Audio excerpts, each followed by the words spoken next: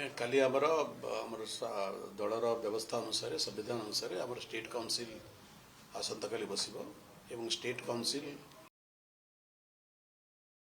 दलर एक्जिक्यूटिव से निर्वाचित करती आम दलर संविधान मते एवं दलर सभापति पद पर केवल श्रीयुक्त नवीन पट्टनायक नामांकन पत्र दाखल करिसेंती। तो स्वाभाविक भाव में जेहेतु आउ कहीं नामांकन पत्र दाखल करना से सर्वसम्मति क्रमे नवम थर पर आम दलर सभापति भाव में निर्वाचित हेबे एथिरे कौन से संदेह नहीं।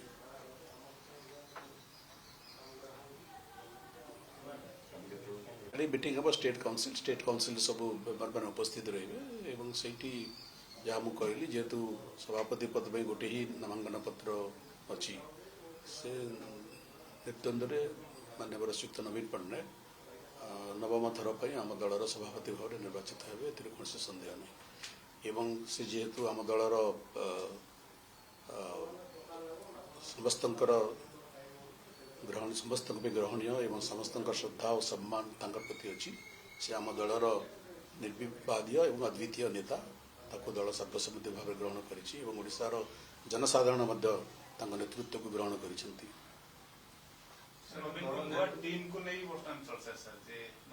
देखो आम दलर संविधान अनुसार जे दलर सभापति निर्वाचित हेबे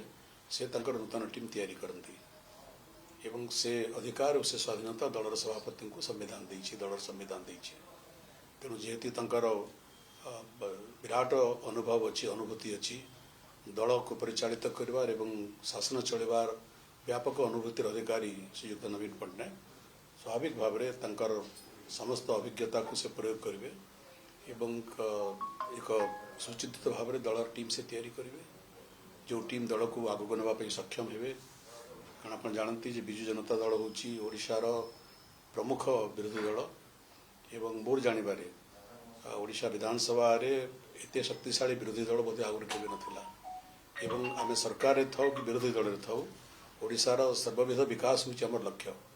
आमे सरकारी दल भाव रे सरकार भाव रे ओडिशार सर्वविध विकास पई आमे अहोरात्र कार्य करिछु। आम सरकार कार्य करिछि नवीन नेतृत्व रे आमर दल आमर संगठन भी कार्य करिछि। आज आम विरोधी दल रे अच्छु सर्वबृहत विरोधी दल भाव में आमर से भूमिका कौन सी परिवर्तन है नहीं। आमर साध्य मते आमर ओडिशा लोकंकर सेवा करने आम व्रती थिलु एबे भी व्रती अच्छु एवं ओडिशार सर्वविध विकास धारा को आम आगक नापी प्रयत्नशील एवं जोठी ओडिशार लोक अनुभव करेंगे आम अनुभव करूँ दल अनुभव कर जे आम जो विकास प्रक्रिया आरंभ करूँ नवीन नेतृत्व में से विकास प्रक्रिया को यदि भिन्नमुखी करार कौन प्रयास हो से विकास प्रक्रिया को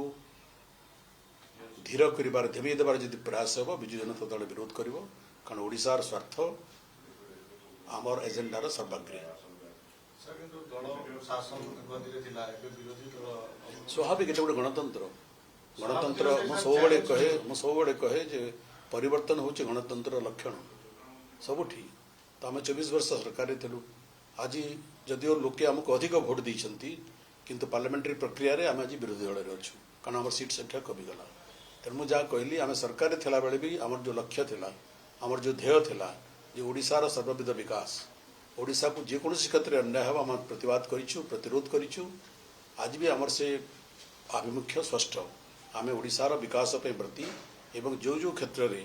ओडिशा स्वार्थ विरुद्ध जो मैंने कार्य करेंगे आम तक विरोध करूँ से केंद्र सरकार हूँ कि जो भी शक्ति हूँ आम से सकल शक्तिर विरोध करूँ एवं ओडिशा स्वार्थ पर आम संग्राम आम लड़ई आम जारी रखू। देखो जीवन में आपण भी आह्वान सम्मुखीन हूँ समस्ते जीवन में आह्वान सम्मुखीन हमें एवं से चैलेंज को ग्रहण करी से आह्वान को ग्रहण करी जे आग को जापे से तार सामर्थ्य से तार सार्थकता।